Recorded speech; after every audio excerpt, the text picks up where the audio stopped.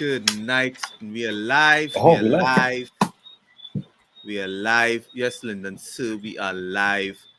Good night. Good night. We're just taking a little pause. Let a couple of people jump into the room with us. Oh, we didn't do Um, 30 second. I have a new Oh, I have a new countdown, so don't stress. all right. It will it will be good. Let me just see if the notification pops up to let everybody know that we are on. I'm just waiting for it to show up on LinkedIn. And we'll introduce our guests. Oh, lovely. We are here. Right. So let's get into it. Hold on. Leighton, Lavin, Lennon, and Jared, and we have a new guest tonight, and that's Avalon. We practice. Thank you so much. Bye-bye. Thank you, Zoe. Thank All you, right. Zoe. All right. All right. Good night, folks. Good night. As you all would know, Lyndon and I are always on thinking about the audience and what value we could bring to you all. And we know you're kind of tired of hearing us talk all the time. So, Lyndon, who do you have for them tonight? We have Avalon Gomez, and I know that you will do a much better job at building on Avalon's bio. But Avalon Yes. is here to speak with us on the topic of personal branding. So this is from like Jared was saying last week with the podcasting one. He's going to be taking notes. For me, I'm going to be taking tons of notes with this one because this is an area that I've been really focusing on within the last few months on really building and developing. Correct. And especially when it comes to sales, it is super, super important to have a personal brand in today's world that we live in because it goes a long way. So I'm going to bring Avalon on, she'll introduce herself, but she is what I say a serial entrepreneur, and her personal brand has allowed her to build multiple businesses. So she will give us a bit of that history. We're going to talk about what salespeople need to do to build that personal brand. And of course, you're going to take our questions. So for those of you who are joining us live tonight, tell us in the chat where you're from so we could share that with everybody. You all know the drill. Give us some hearts, give us some love. Let us know that you're there because we want to interact with you as best as possible and definitely help you build that personal brand. So let me bring into the room. Avalon, good night. Good night. Hi. I love the introduction from your daughter, though. I love that. Yes. She loves the introduction part. Right? So Avalon, just give us a big bit of a breakdown, a background of your history and how you got started and where you at with regards to business, and how was your personal brand, a short brief thing, and how your personal brand has played a role in that. Sure. So, as Jared and Lyndon and Zoe said, my name is Avalon Gomez. And how it all started, I actually started in event management. So that's why I started building my personal brand as what people would call an event promoter. Back in the day, probably about 10 years ago, I was the only female, really throwing events, LAN parties, boat rides. And that's how I really built my network. But even back then, 10 years ago, it was always important for me to build my name and not just the name of my events. So I was always building Avalon Gomez.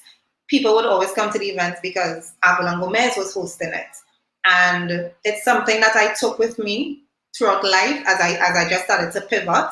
I also had a clothing line called Vo Clothing because everybody called me Avo. So I had this clothing line called Vo Clothing, and persons will purchase these monokinis and go to the events with Vo on it, just because my name is on it. And I started to really understand, like, wait, personal branding is a thing. Like, people buy into you. People don't really care about the product so much. Like they know they're getting a valuable product because it's from you, because they have already trusted Avalon Gomez. And I mean, as I grew and I matured and I decided to stop doing events and I started doing women empowerment and got some more branding, my personal brand just took me through it. It doesn't matter where I go or what I pivot to. Like, people follow me because they know and trust the brand that is Avalon Gomez. So now as a serial entrepreneur, I have a women's company. I also have a food grill, and I do a lot of personal branding work. My personal brand is what brings the success. It's what brings the sales. So, and let me jump into this here, right?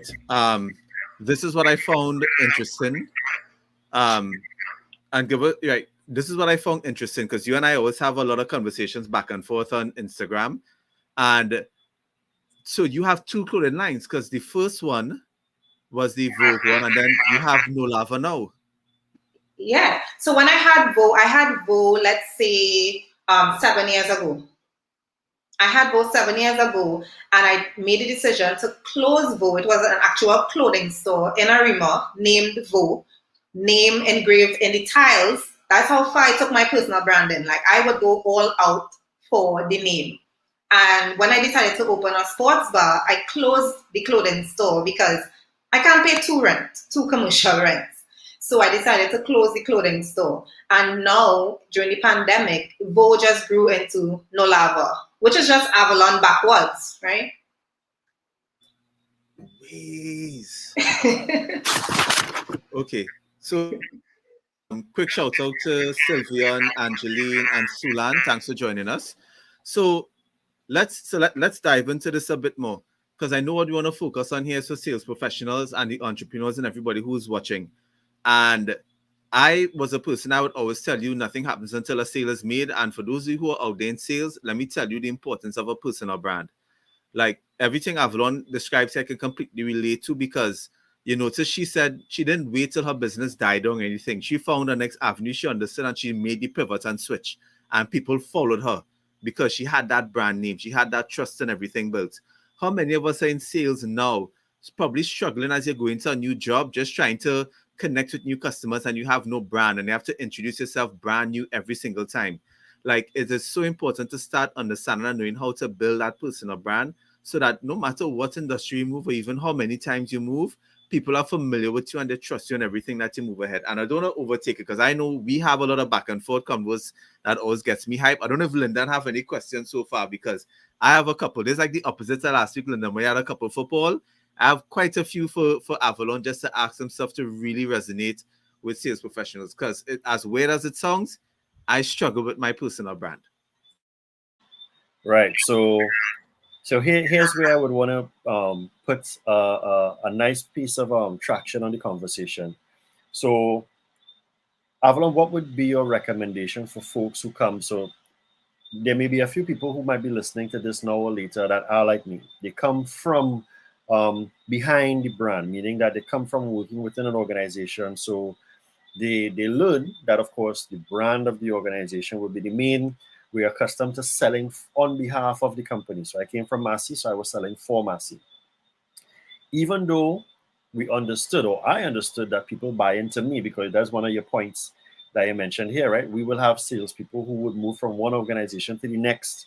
That's why sometimes companies put a clause that you can't go to a competitor because they know that that individual, based upon the strength that they have, will take that customer base with them where it is that they go in.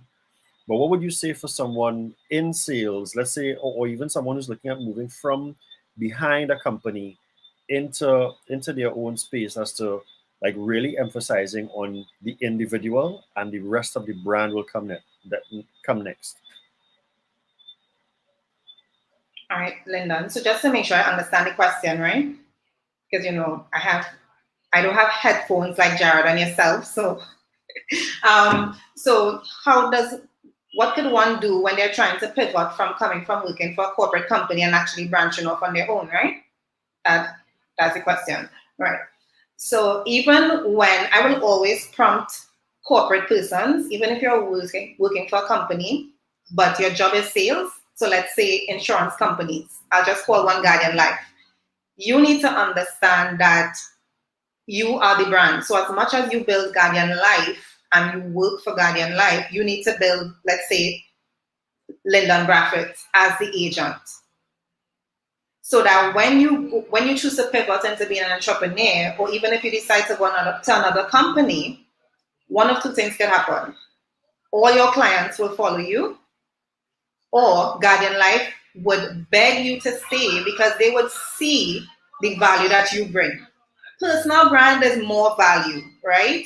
By any salesperson really building their personal brand and knowing their identity, they become more known in any industry.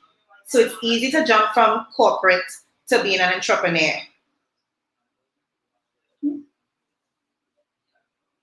I love how you said that, where you said personal brand is more value, and you answered that question spot on, because as I said, it was a struggle for me within my first 2 years, and I mean I'm still learning it. I'm still actually making a cognitive effort to get people to now understand more of Lyndon Braffett, because I grew up 20 years of working with organizations. It was all about that organization, that brand representing this, that, and the third. So to be in a space now where you have to put yourself out front, right? As I say, for me, has been a transition, but it's one I have a much bigger appreciation for, because I'm also seeing the results coming from it. So thank you for that point.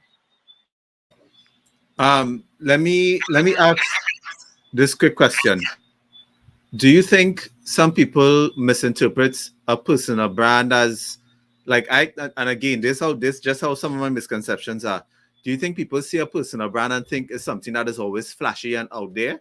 So like some people see a personal brand and think you have to be Rihanna, or you have to be J Lo, or you have to be Marsha Montano, and you automatically think entertainers all the time, or people who are in that kind of spotlight.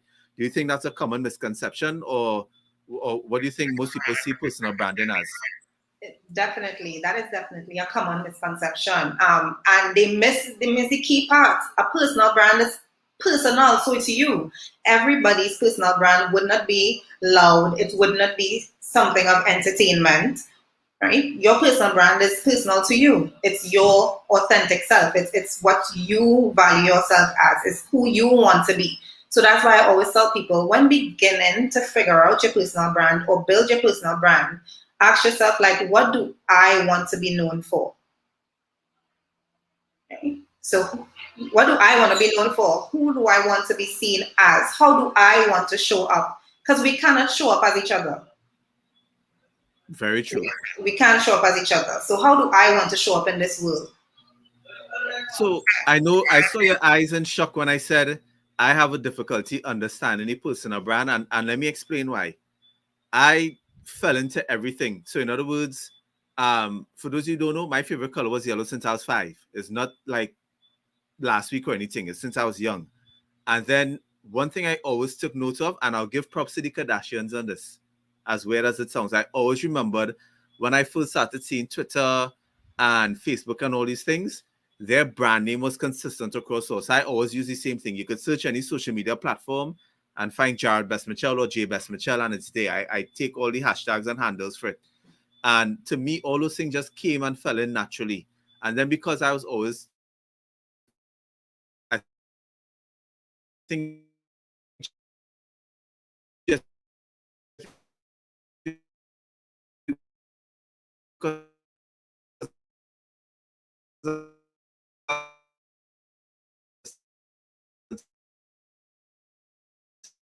in one industry, but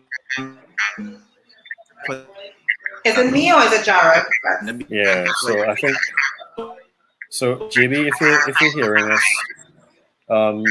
yes, the stream started to break up, so you're sort of frozen.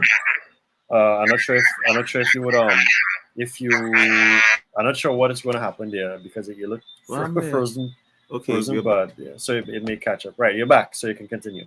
Woo! I panic. Okay, what was the question? I guess scared there. Now You were making a question, yeah. No, okay. Woo, that was me calling you. Sorry. I was like, I don't know what I'm mentioning there. Sorry about that, folks. And I got distracted. So for me, everything just kind of fell in.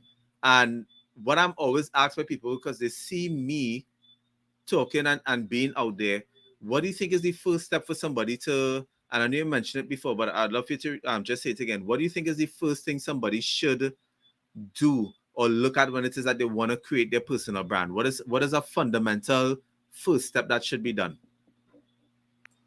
So one of the first steps I'll always say is figure out who you are. What are your strengths? What are your key values, your characteristics? We all have different skills. We have different talents. And we need to also understand that there's a difference between talents and skills. Mhm. right? That's why I created the ebook, Jared, that I would have shared with you. So Very that's good really ebook. like step one for persons to really figure out who they are. And then you narrow it down and you kind of zone into the ones that you want to build and want to really elaborate on and share out there. Then you always ask yourself the questions like, what do I want to be known for? And how do I want to show up?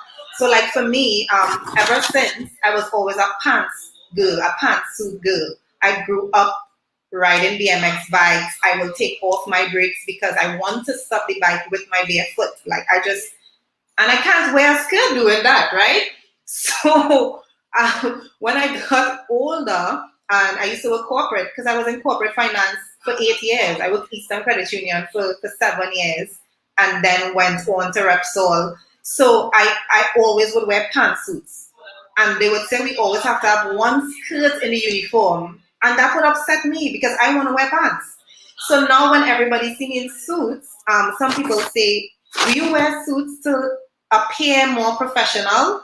And I always say no.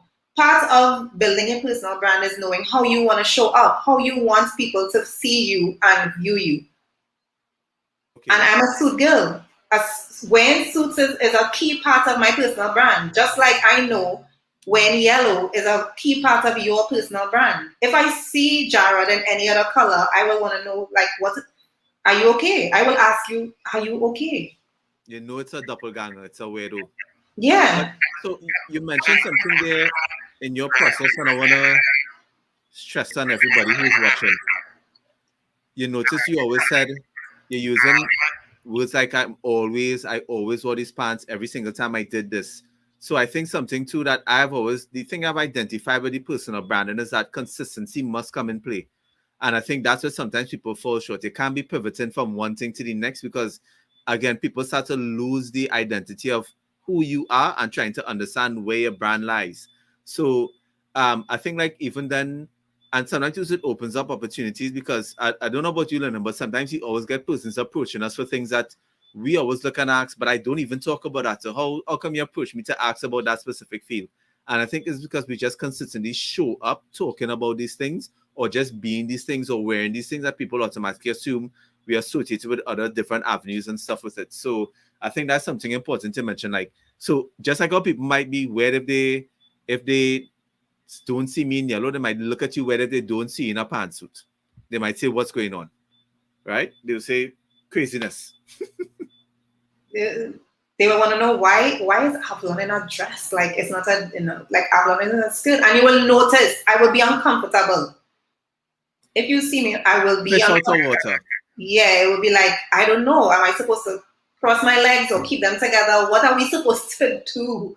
What are we supposed to do? No, but that's how specific I really want people to get when they're starting to build their personal brand. Because we know, especially now in the digital space, like the sales professionals are really evolving. So we need to also evolve with the times. So we need to be able to create more value and give more value.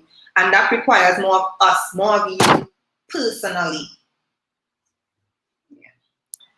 I think one thing that has really stood out to me since from the start of the conversation has really been coming out of some of the things that Avalon said there, where she spoke about figuring out who you are, what do I want to be, and how do I want to show up.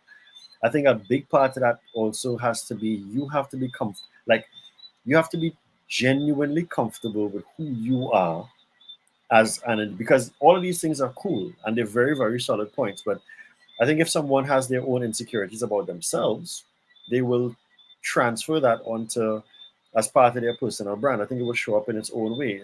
Is that something that you would see coming up from time to time with individuals about their personal brand? So first and foremost, you have to be comfortable with who you are and all the things that you want to be able to show up, knowing that some people may like it, some people may not like it, but you are okay with that because this is you. That's very important with being comfortable with who you are. So a lot of people, a lot of clients will tell me, but I'm shy, so I can't be loud or I can't share jokes and things like that. And I'm like, if everybody's funny online, then what is the point? We can't all be the same. People will come to you for what you bring to the table. But if you keep hiding it and it's like the best kept secret, then they will just ignore you and they will just pass you by and go to the person that is showing up. And there are a lot of really talented people out there, a lot of people that are very knowledgeable in their fields, but nobody knows about them because they are not showing up. The ones that showing up is the ones that people will always gravitate to. No, and that's an excellent point. So I'm glad you brought that up. Because I always tell persons, and I think this is where I think a lot of people struggle with, is that self-awareness factor to understand I don't need to be this person, I just need to be myself. And I think that and that goes back to what I was talking about before. People think of personal brand as this something loud and flashy, but I like the only thing I understand with a personal brand is just consistency. If you do this all the time and you show up like this no matter where you are, I expect that aspect of you.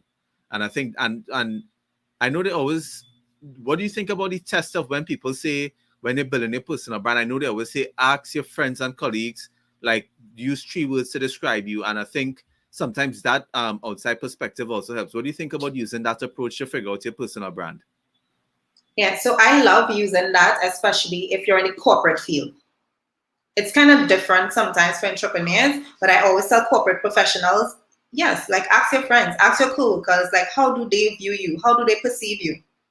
So you take that now, and then you would obviously have to know also how you perceive yourself or want to be perceived, because then human nature, we tend to take people's opinions of ourselves as gold, as the Bible. So it's important when building your personal brand that you know who you are and what you stand for and what you want to be known for, so that opinions wouldn't really shake you. It's more like advice. It's more like, okay, so maybe I could work on this, or I could tame this down a little bit, And then different times and different places would require a different Jared, a different Lyndon. You agree? No, but wait, we mean different, like a tweaked version.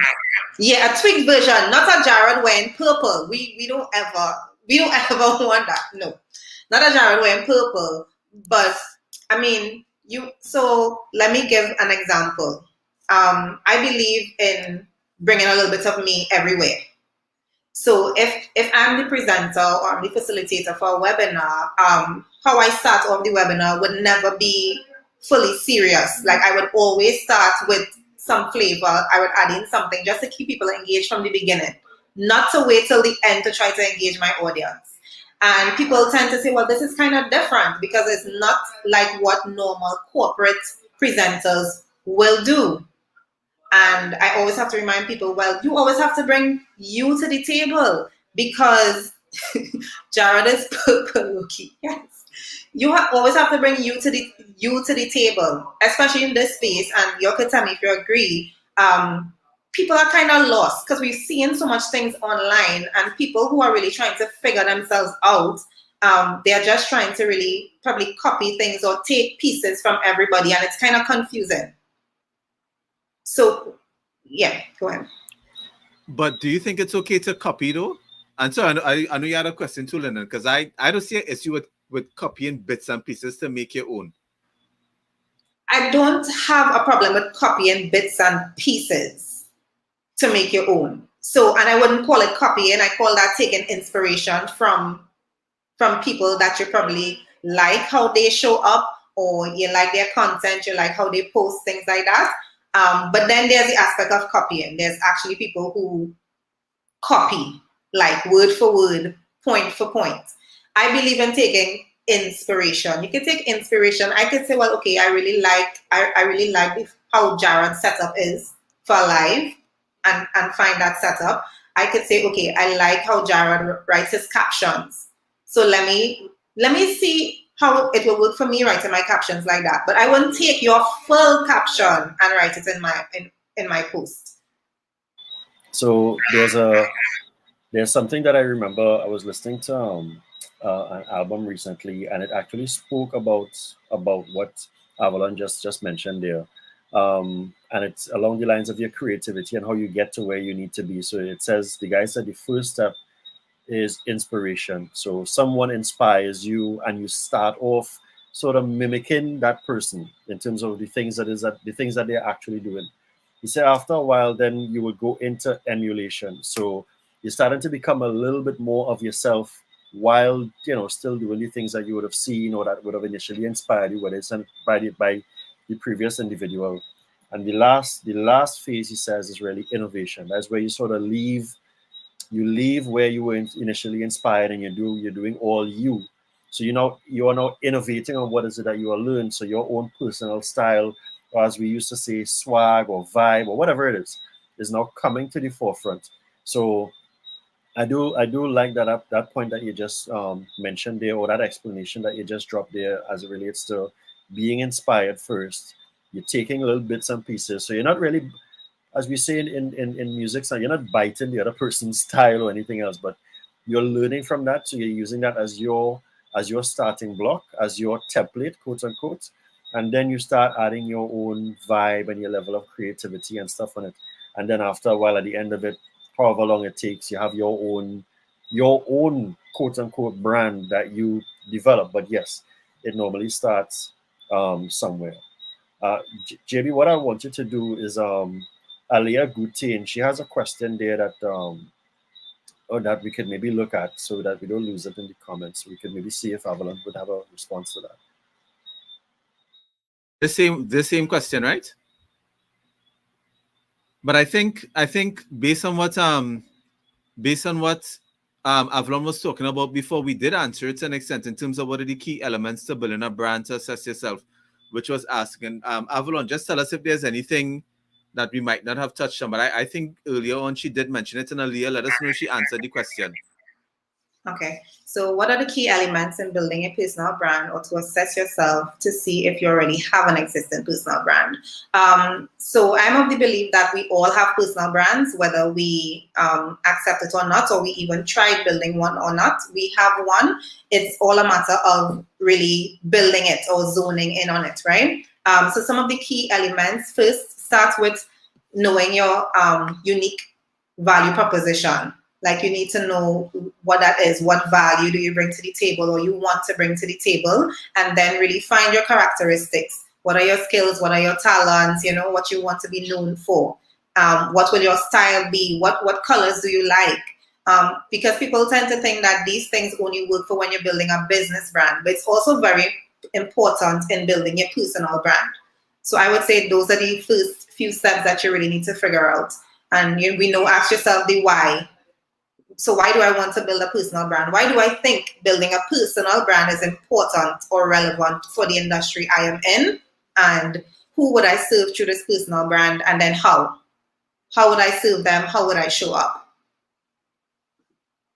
I hope that answered the question.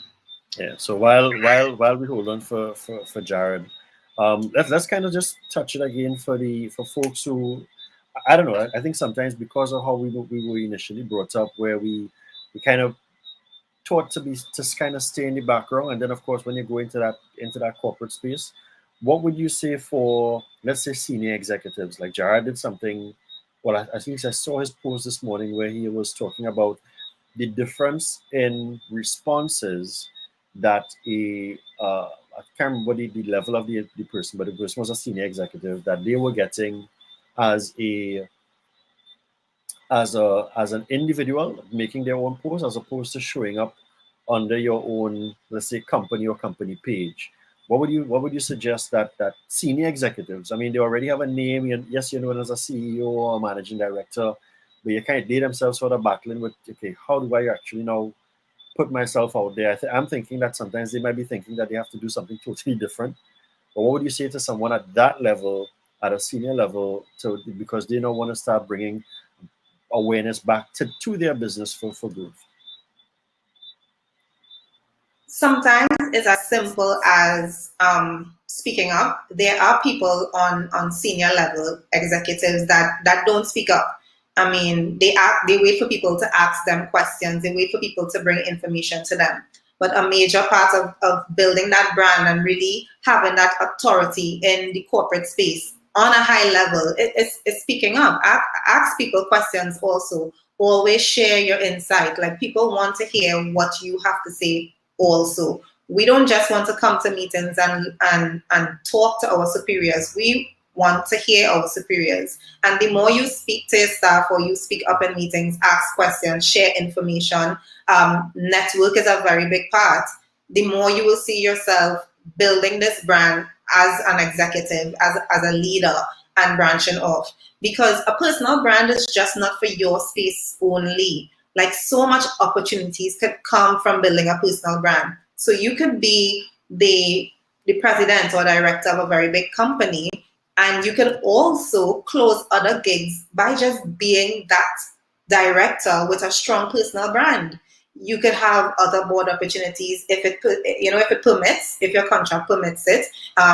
You could monetize your social media. You could just monetize your existence. Like a personal brand is bomb.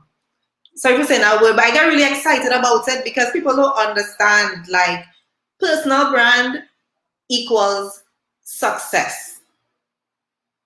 The reason why I asked that question is because I was having a conversation on Saturday with a senior executive, and what they said is that people now see them as Mr. So and so, right?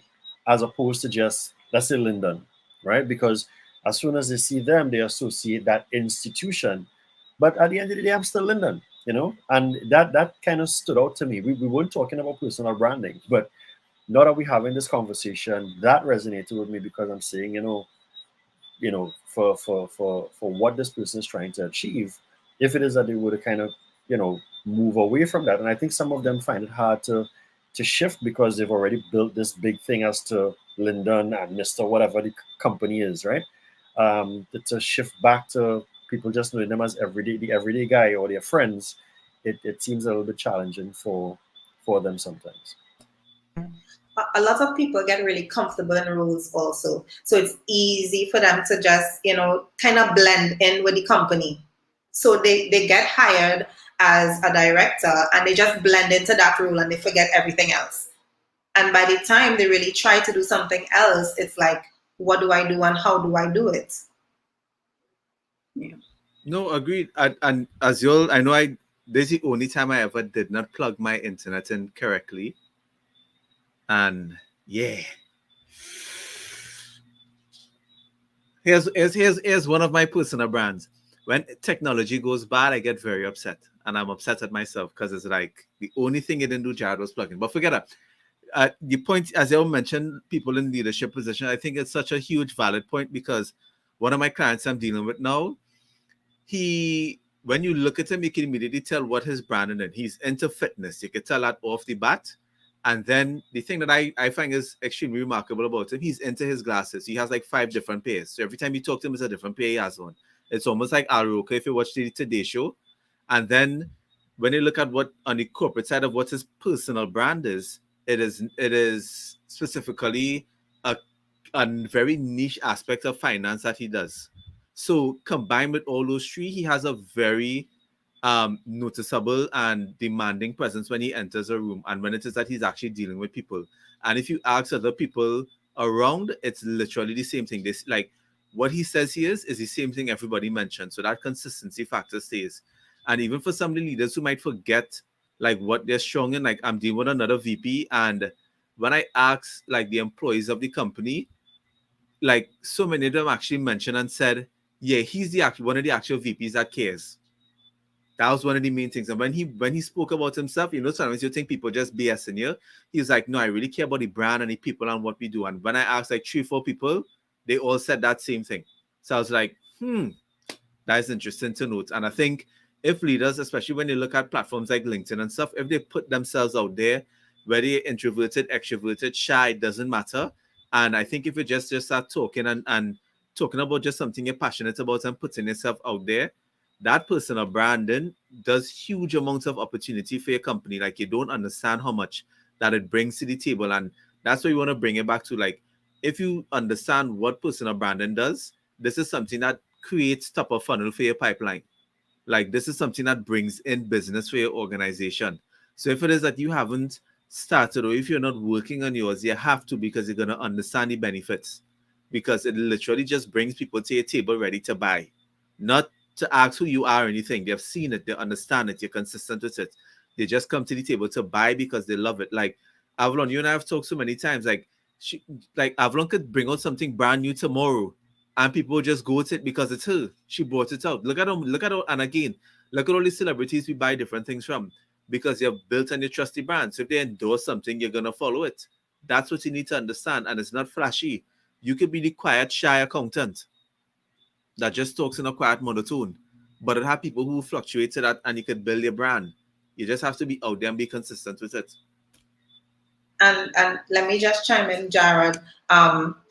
Also, it's important to understand that every move you make as a professional, as a sales professional, as a leader, will help build your reputation. Every move you make. So we always need to just keep that in the back of our minds, right? But as you said, a personal brand, there's so much opportunities, because just as you were speaking about that client, you said he loves to wear different frames, right? So he's a career professional. But if I own an eyewear company and I see him with a strong personal brand as a career professional, I want to sign him, because I want to get in his market, and he already likes the frames. So he is receiving his checks from being a career professional, and then he's receiving these checks from being an ambassador for an eyewear company. And that's just from his personal brand. And people don't understand, like, that's how you monetize your personal brand. People would want you. It doesn't matter if you're shy, if you're sorry guys, it doesn't matter if you're shy, it doesn't matter if you know you're more loud, you're funny. People want you, whatever it is that you will bring to the table. And by building that, you build more trust, more flexibility, and you're just a little more strategic.